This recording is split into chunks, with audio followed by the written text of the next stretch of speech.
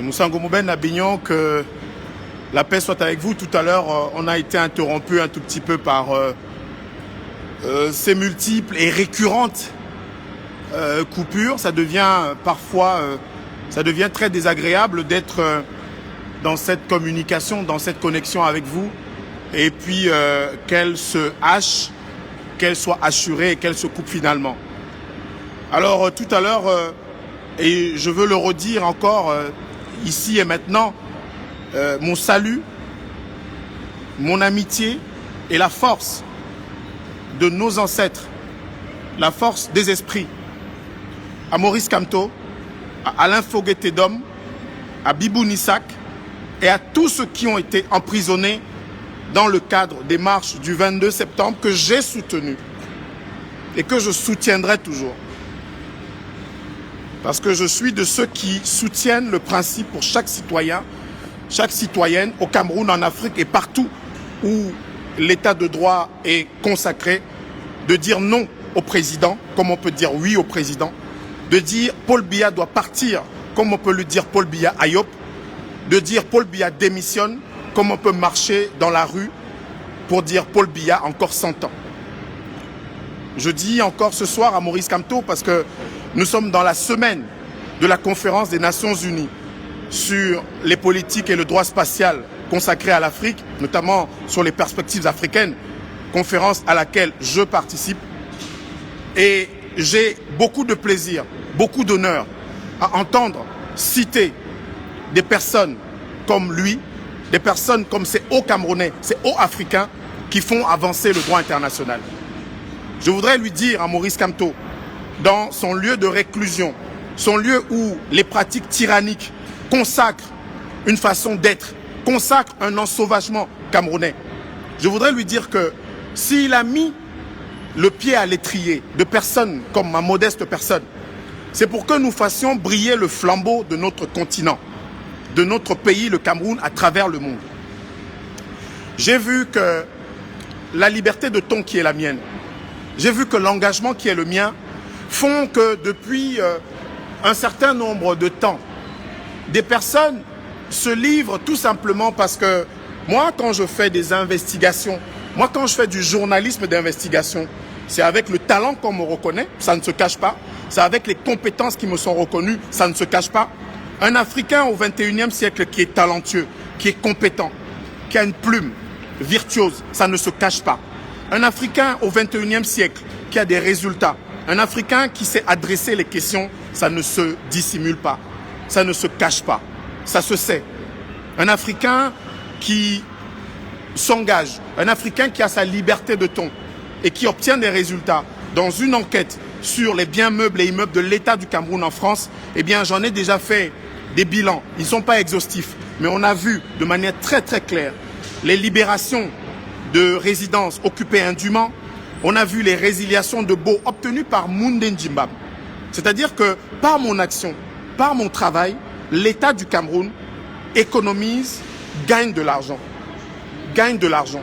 C'est-à-dire que 180 000 € de salaire aurait pu permettre à des Camerounais de vivre dignement. 180 000 € d'investissement dans les routes rurales, les pistes rurales, dans les forages, dans les écoles, aurait pu permettre à des Camerounais de vivre dignement. Eh bien, nous l'avons fait. Et quand j'ai lu, entendu, puisqu'il y a des personnes qui me transmettent ces choses-là, étant quelqu'un de très, très, très occupé par mes affaires, eh bien, j'ai dit une chose simple. Quand un Camerounais en France, j'en fais partie, j'ai entendu dire que le Centre d'études diplomatiques et stratégiques, fondé par M. Pascal Chéniaud, où je mène mon travail de PhD, Philosophy Degree, ça s'appelle un doctorat autrement, fully in English, totalement en anglais, j'aurai le plaisir et l'honneur de soutenir cette thèse-là en anglais exclusivement, et ce sera en direct, pour que ceux qui me suivent, ceux qui se sont engagés comme moi, ceux qui au niveau de la Commission de l'Union africaine, ceux qui au niveau du Comité des Nations Unies sur les usages pacifiques de l'espace extra-atmosphérique, ceux qui, dans les différents centres et endroits où, pendant ces années, j'ai mené mes recherches, eh bien, ces personnes qui ont soutenu ce travail, qui est destiné à accompagner, renforcer les capacités de la mise en place de la politique spatiale, de la stratégie spatiale africaine et du programme spatial africain, eh bien, ces personnes-là, cette vidéo de soutenance en direct pour que les jeunes Camerounais s'engagent dans le domaine du spatial, parce que le spatial, ce n'est pas que l'envoi des fusées. Le spatial, ce n'est pas que l'envoi des satellites. Le spatial, c'est aussi l'usage des technologies satellitaires, des technologies spatiales pour régler nos problèmes de développement, pour satisfaire les besoins des populations. Se réapproprier ces questions, c'est quelque chose de fondamental. Et à travers ce travail de recherche, cette thèse-là, qui sera diffusée en direct, cette thèse faite avec le Centre d'études diplomatiques et stratégiques de Paris et un certain nombre de structures, parce que vous savez, comme dans mes investigations, comme dans mes engagements, c'est le résultat qui compte. À Paris, le dossier de M. Alfred Nguini, j'ai été moqué, conspué avec des gens qui racontaient des balivernes à mon sujet. M. Nguini a fini par être demi. Quand je me suis engagé sur l'enquête sur les biens meubles et immeubles, eh bien c'était la même chose. On s'est rendu compte que l'engagement qui est le mien ne s'arrête pas. Parce qu'il y a des colibets, parce qu'il y a des moqueries, parce que des personnes se livrent à un travail de calomnie.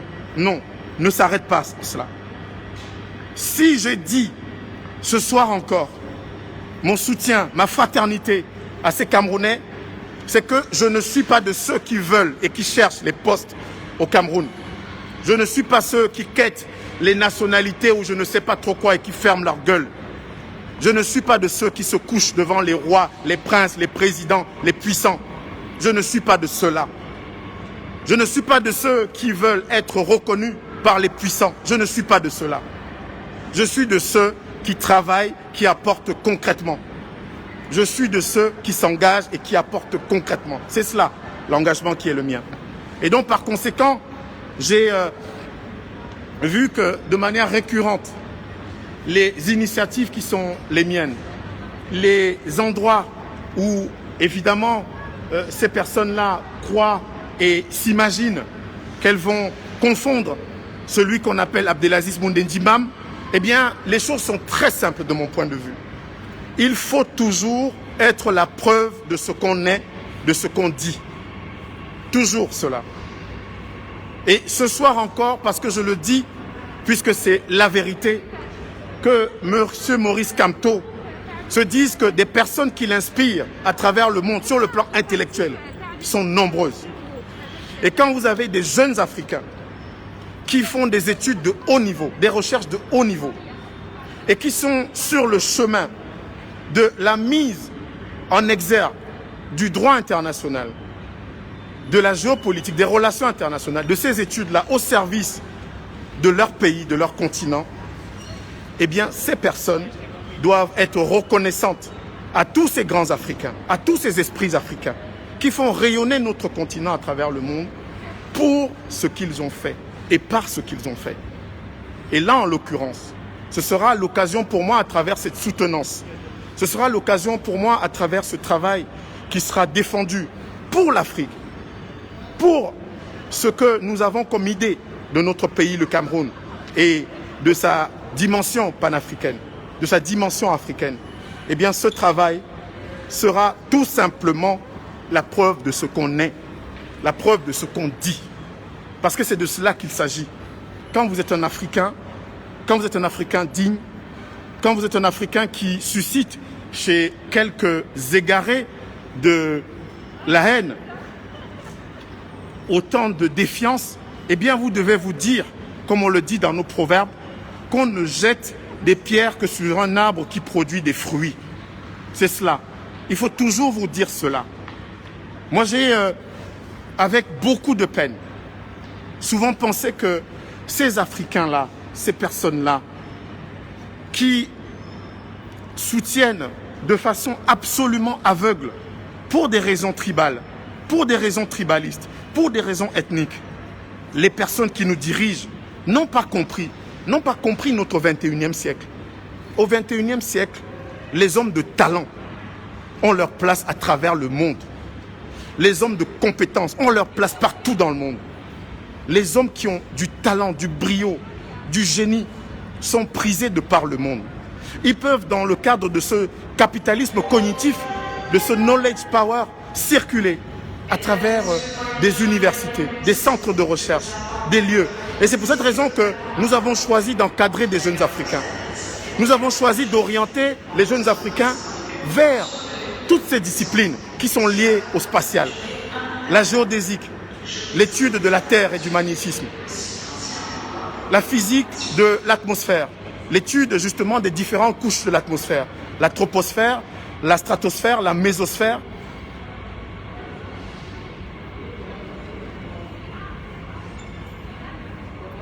Ok. La mésosphère, la thermosphère et l'exosphère pour étudier les phénomènes climatiques, la météorologie, pour prévoir effectivement, voir un tout petit peu ces conséquences du réchauffement climatique qui touchent déjà considérablement le continent africain. Que ces jeunes se lancent dans l'astrophysique, dans l'astronomie solaire, pour étudier les planètes et les propriétés de l'univers. Que ces jeunes se lancent dans la géomatique, cet ensemble de disciplines qui regroupe entre autres la télédétection, qui permettent de faire ce qu'on appelle l'information spatiale et l'information géographique.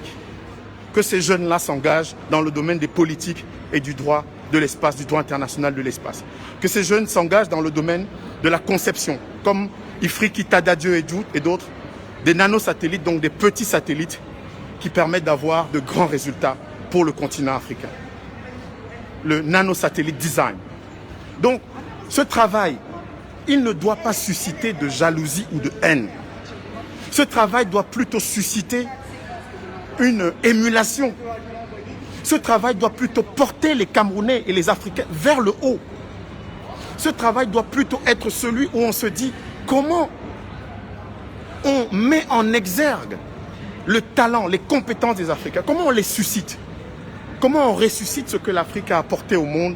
C'est-à-dire les premières découvertes, les premières études scientifiques des astres sur le continent africain. La première mesure de la circonférence de la Terre. Oui, je viens de lire une personne, Thiemo Chokoesom, qui est intéressée par le droit international de l'espace. Je l'invite à prendre contact avec moi inbox, qu'il m'écrive inbox, comme je l'ai fait avec d'autres chercheurs et d'autres professionnels africains. Nous encadrons, nous encourageons et nous accompagnons tous ceux qui se lancent dans des études pointues, dans ces recherches-là. Eh bien, mon cher frère, je t'invite à me contacter inbox, je t'accompagnerai et nous allons faire tout le nécessaire pour que tu sois l'une des compétences en matière de droit international de l'espace. Parce que c'est cela, c'est de cela qu'il s'agit. Si moi j'ai pu, si moi je peux, vous pouvez, chacun d'entre vous et chacune d'entre vous, chacun dans son domaine et chacune dans son domaine de compétences. Si moi je peux, si on peut tutoyer, si on peut aller chercher ce feu pour l'Afrique, pour le continent, si on peut être dans tous les cénacles où ces enjeux-là sont déterminants pour le continent africain. Mon travail porte sur l'Afrique et les enjeux stratégiques de l'espace, défis et perspectives de la politique, de la stratégie et du programme spatial africain entre confrontation et coopération. Ce travail est dirigé par le docteur Lebedev, Michael Lebedev, qui est docteur en droit, avocat à Paris et qui est professeur au Centre d'études diplomatiques et stratégiques. Il y a un certain nombre de personnes qui ont accepté évidemment de suivre, d'accompagner ce travail pointu et qui, au cours de ces recherches-là, notamment concernant la Commission de l'Union africaine avec le Global Monitoring for Environmental and Security, qui est un programme qui dit GMS, qui a été remplacé au niveau de l'Union européenne et de l'Agence spatiale européenne par le programme Copernicus. Eh bien, au niveau de l'Union africaine, où les chefs d'État, en 2016, ont énoncé la politique spatiale africaine, parce que la politique spatiale africaine, c'est celle qui est le cadre d'orientation pour qu'on formalise, n'est-ce pas, une stratégie spatiale africaine avec un certain nombre d'objectifs stratégiques et des principes directeurs pour qu'enfin nous ayons un programme spatial sur le continent. Et cette politique spatiale africaine a un certain nombre d'objectifs, notamment les objectifs stratégiques. Donc, créer effectivement un cadre approprié pour que sur le continent africain, le domaine spatial soit pris en charge. pour répondre aux besoins des populations, aux besoins et aux usages que les populations attendent du spatial. Et bien évidemment, en recherchant de manière déterminée la compétitivité justement de l'Afrique dans ce cadre-là. Et le deuxième objectif de la politique spatiale africaine concerne, évidemment, puisqu'il y a le cadre, et concerne ce cadre réglementaire qui permettrait que l'Afrique prenne par elle-même en charge le lancement des satellites à terme, mais surtout tous les avantages du spatial. Vous avez vu, dans un pays comme le Ghana, désormais, la surveillance des côtes est assurée par un nanosatellite, donc un CubeSat, qui a été envoyé par une université, des universitaires et des étudiants ghanéens. Le Burkina Faso, parmi les pays africains, oui, je viens de lire Lily Koch, après le bac, que faire si on veut être géomaticien, merci. Lily, je te prie de me contacter également inbox. Nous avons un réseau qui a été mis en place, un réseau de professionnels, de spécialistes, de doctorants, de chercheurs et de docteurs dans le domaine spatial, puisqu'il est transversal. Tout à l'heure, je venais de décliner un certain nombre de disciplines. Eh bien, on pourra t'accompagner également, non seulement en t'orientant, mais ensuite aussi en te mettant dans le créneau d'un réseau de bourses, non seulement pour l'Afrique du Sud, mais également pour le Nigeria, le Maroc, mais un certain nombre d'autres pays européens, puisque en avril prochain, à l'Université internationale de l'espace, nous allons suivre un programme précisément, Executive Space Course, qui sera consacré à la transversalité dans le domaine des politiques et des recherches spatiales. Donc je t'invite, ma chère ou mon cher, je ne sais pas, à me contacter inbox pour que, effectivement, on puisse tous ensemble t'accompagner dans ta quête. Ceux qui veulent faire de la géodésie, c'est-à-dire l'étude de la Terre et du magnétisme, ceux qui veulent faire de la géomatique comme notre sœur, donc cet ensemble de disciplines qui intègrent notamment la télédétection pour l'information spatiale et l'information géographique pour le cadastre, la cartographie de nos villes. Vous voyez, nos villes sont parfois des bidonvilles ouverts, géants. Donc pour rationaliser la gestion de nos villes, on a besoin de géomatique. On a besoin de jeunes dans l'information spatiale et l'information géographique. Ces jeunes-là, nous allons les accompagner également. Nous avons besoin des jeunes dans ce qu'on appelle l'ingénierie spatiale. L'ingénierie spatiale, c'est la conception. Au Nigeria et au Maroc, dans le cadre de l'accompagnement par le Comité des Nations Unies pour les usages pacifiques de l'espace extra-atmosphérique, et je salue ici notre doyen, le doyen Abigun Obiogun, qui est du Nigeria, justement, qui est l'un des pionniers de la politique spatiale nigériane. C'est littéralement le père de la politique spatiale nigériane, pour lequel d'ailleurs il a commis un ouvrage avec du recul. Eh bien, ces différents lieux-là, pour le monde francophone au Maroc et pour le monde anglophone au Nigeria, et puis de manière beaucoup plus générale en termes de technologie en Afrique du Sud, eh bien ce réseau qui est mis en place, qui est développé et qui est en train d'être renforcé, puisque nous allons éditer en février 2021 ce qu'on appelle Afrospatial, le premier guide africain sur l'Afrique spatiale, avec les études que vous voulez faire, avec le programme spatial africain, avec la stratégie spatiale africaine, et puis également la politique spatiale africaine avec ses différentes déclinaisons, ses différents objectifs. Au cours d'un live dédié, je pourrais effectivement, avec d'autres personnes, avec le docteur Tidiane Ouattara, avec un certain nombre de responsables, les convier à venir vous édifier. Parce que l'un des objectifs de la stratégie spatiale africaine, c'est que chaque Africain, chaque citoyen, quel qu'il soit, puisse être intéressé aux enjeux du spatial, qu'il puisse avoir les bases du spatial, savoir que le GPS, qui est le Global Positioning System, donc le système de positionnement et de navigation que vous utilisez dans votre voiture, il n'est pas le même en Russie, parce qu'il y a un système là-bas qu'on appelle GLONASS. Il n'est pas le même en Chine, parce qu'il y a un système là-bas qu'on appelle Beidou. Pourquoi? Parce que les Américains maîtrisaient la technologie jusqu'en 1994. De 78, où l'Amérique a commencé progressivement à ouvrir, parce que c'était une technologie militaire. Ce qu'il faut savoir, c'est que dans le domaine du spatial, les technologies sont duales. Vous avez par exemple le Wi-Fi. Le Wi-Fi est une application qui découle des recherches spatiales. Vous avez par exemple des tissus ignifuges, c'est-à-dire que des tissus qui ne brûlent pas pour les pompiers. C'est issu de la recherche parce qu'il y avait beaucoup d'astronautes qui se brûlaient, qui connaissaient des accidents. Eh bien, la recherche a permis effectivement qu'il n'y ait plus d'accidents de la sorte. Tout à l'heure, j'ai une sœur qui a parlé de virologie. Oui, ma sœur, dans le domaine de la virologie et des recherches de la médecine spatiale, il y a un certain nombre de recherches aujourd'hui dont les déclinaisons sont faites dans le domaine médical. Il y a, par exemple, dans la télémédecine, beaucoup d'applications qui sont développées. C'est-à-dire que des médecins camerounais qui sont à travers le monde, en Allemagne, en Australie, en Italie, en Hollande, aux États-Unis, peuvent opérer, peuvent procéder à des consultations en direct au fin fond de l'extrême nord, au fin fond de l'ouest, au fin fond du sud Cameroun, grâce au spatial.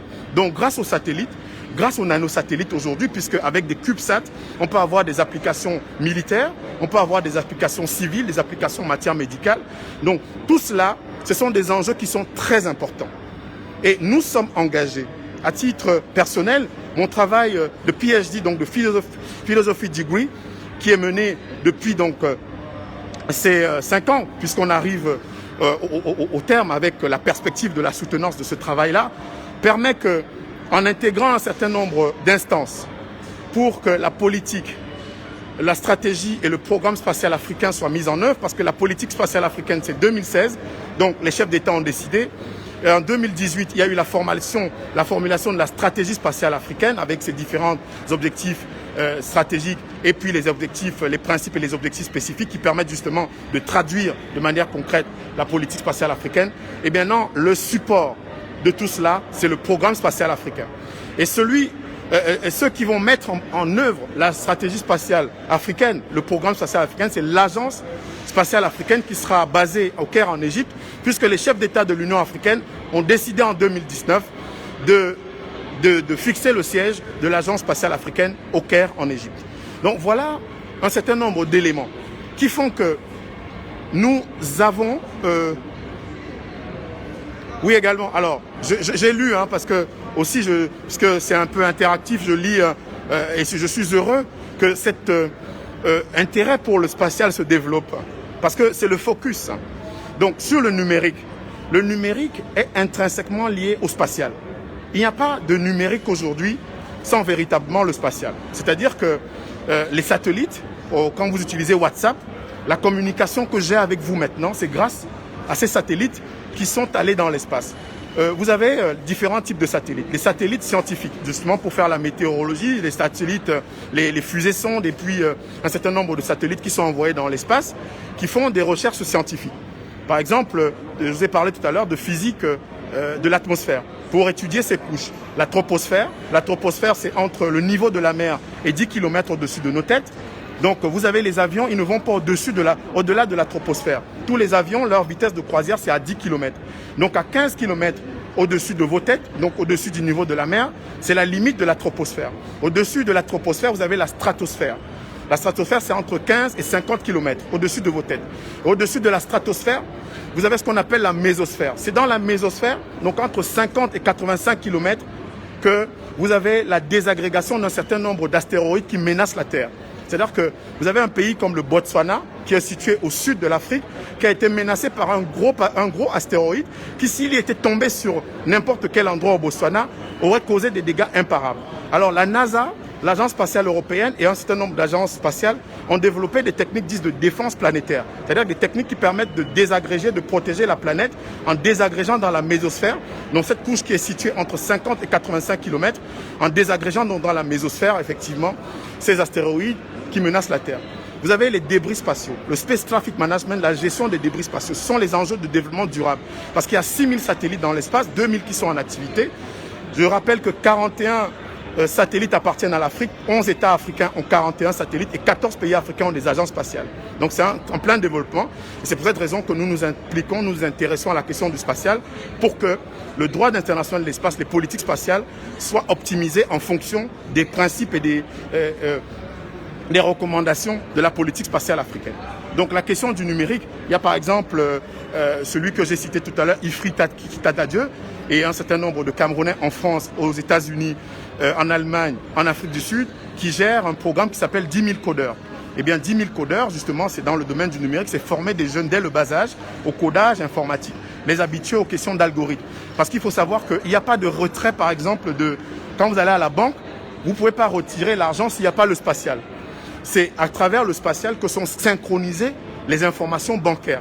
C'est-à-dire que quand vous introduisez votre carte bancaire dans le terminal, les informations sont traitées via un satellite. Donc s'il n'y a pas de spatial, s'il n'y a pas de satellite, il n'y aurait pas de bornes de retrait bancaire, que ce soit au Cameroun, que ce soit en Allemagne, que ce soit en France ou wherever. Donc le spatial, c'est ce qu'on appelle l'acteur caché. L'acteur caché, c'est celui qui est structurant, c'est celui qui fait votre vie, mais dont vous ignorez l'existence. L'acteur caché, c'est celui qui détermine votre vie, mais dont vous ignorez l'existence. Donc voilà un certain nombre d'éléments. C'est pour ça que je dis que nous restons focus, nous restons droit dans nos bottes, parce que en tant que journaliste, c'est un pan de mes compétences, c'est un pan de mon évolution en tant qu'homme, en tant que jeune homme, en tant qu'adulte, en tant que professionnel. École supérieure des sciences et techniques de la communication à Yaoundé, Institut français de presse à Paris 2, Assas, etc., etc. Et puis, dans le domaine de la géopolitique des relations internationales, c'est entre autres le Centre d'études diplomatiques et stratégiques à Paris. Et dans le domaine du spatial, puisque ce travail de PhD concerne un domaine pointu technologiquement et stratégiquement, le spatial, il a fallu donc faire un certain nombre de formations complémentaires, suivre des séminaires, des webinaires, des colloques, participer et aussi justement avec un certain nombre d'institutions pointues dans le monde, pouvoir avoir des certifications qui permettent effectivement que dans chaque domaine du spatial, vous soyez compétent. Parce que je me destine à gérer les politiques et le droit spatial. Les politiques spatiales africaines doivent être gérées par les Africains. Voilà. Les politiques spatiales africaines doivent être gérées par les Africains. Et donc nous serons ceux, enfants d'Afrique, qui vont prendre en charge la politique spatiale, la stratégie spatiale et le programme spatial africain. Donc c'est pour cette raison que nous sommes engagés.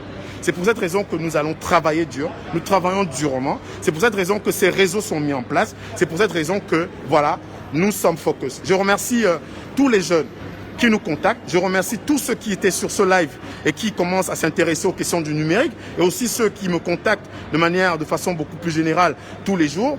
Il y a la jeune Adriana Rakoto qui est originaire de Madagascar, dont je suis le travail de master au CEDS, qui travaille sur la diplomatie spatiale, notamment la diplomatie spatiale africaine.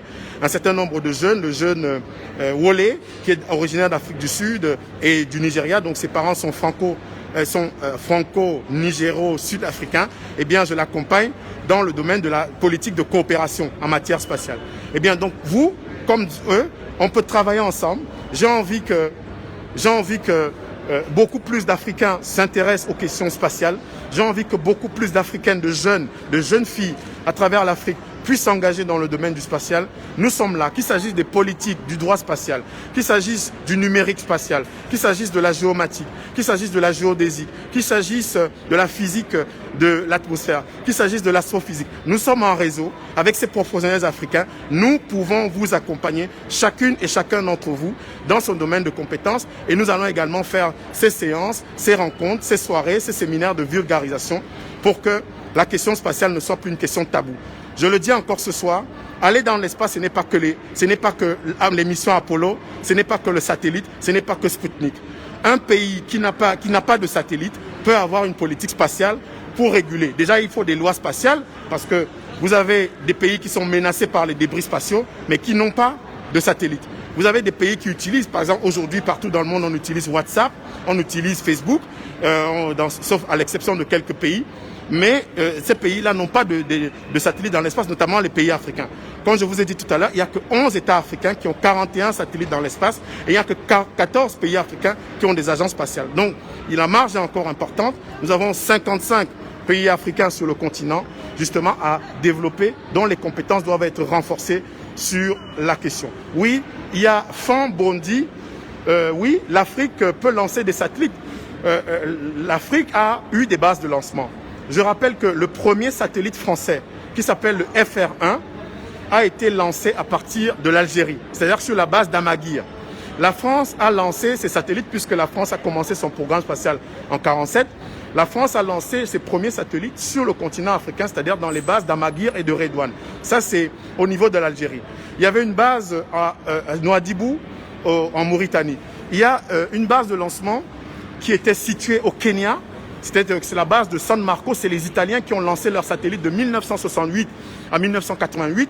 C'était au niveau de San Marco, c'est dans la région de Malindi au Kenya. Mais ce n'était pas des satellites lancés par des Africains, par des moyens spatiaux africains. C'est pour ça qu'un pays comme le Nigeria, à travers la National Agency for Space Development and Research, donc l'agence spatiale nigériane, ils ont développé un site technologique, un site de test de fusées sondes. C'est-à-dire que le Nigeria, a une ambition en 2030 d'envoyer des astronautes donc dans des missions spatiales, un vol habité, d'une part. Et deuxièmement, le Nigeria ambitionne à terme, comme l'Afrique du Sud, parce que le seul pays africain qui maîtrise la technologie satellitaire de façon autonome, c'est l'Afrique du Sud. L'Algérie également a fabriqué et conçu un satellite à partir de l'Algérie, mais c'était avec une coopération internationale.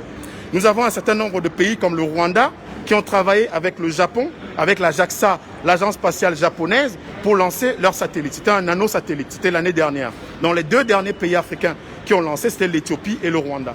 Le pays qui s'apprête à lancer, c'est le Burkina Faso, qui avec le professeur Ouedraogo a déjà installé une station au sol et pour suivre le prochain satellite burkinabé qui est déjà en cours de fabrication.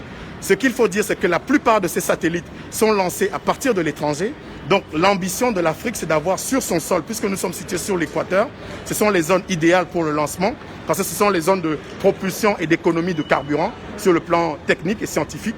Eh bien, c'est des explications qui sont un tout petit peu longues à mener. Mais comme je l'ai dit, nous sommes déjà dans cette culture-là. Et je suis heureux que vous preniez goût à la question spatiale pour qu'on puisse avoir tous ensemble, tous ces professionnels africains du spatial, enfin un public sur les réseaux sociaux, dans les médias, de manière générale, qui puisse s'intéresser à la question spatiale. Donc sur la question du lancement, c'est l'une des priorités à terme, puisque c'est à l'horizon de 10 ans, installer sur l'Afrique de véritables bases de lancement, fabriquer des lanceurs sur le continent, fabriquer des satellites de manière autonome pour que nous ayons une autonomie stratégique.